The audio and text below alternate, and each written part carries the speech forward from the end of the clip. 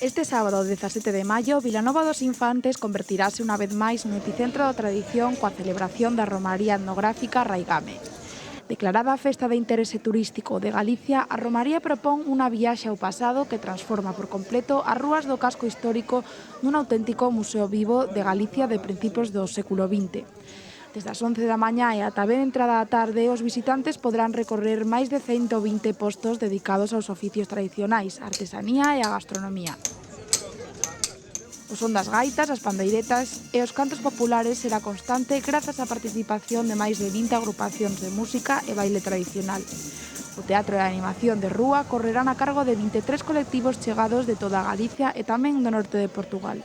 Parece ser que vamos a ter climatolóxicamente un bo día, coincide en fin de semana e, por lo tanto, presumimos que vamos a ter unha grandísima afluencia de xente a esta romería etnográfica que eu presumo xunto coa Diputación de Ourense, xunto co Centro da Cultura Popular aquí en Lorenzo, de que é a romería etnográfica galega por excelencia. Como todos os anos, lóxicamente, vamos a ter grupos de folclore, de baile popular, pandereteiras, cantos de cego, bandas de gaitas, nomeadamente a banda de música de Vilanova dos Infantes e os danzantes de Vilanova. Como novedade, este ano porase énfasis na artesanía e en distintos espazos organizaránse obradoiros e talleres participativos tanto para nenos como para adultos.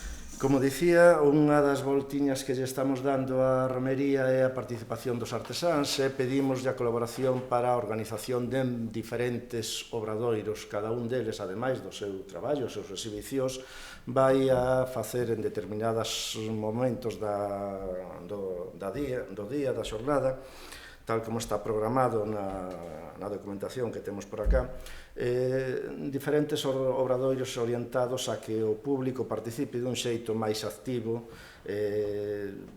nos labores que eles fan. Teñan a ben falar, aprender, meter as maus, facer eles mesmos.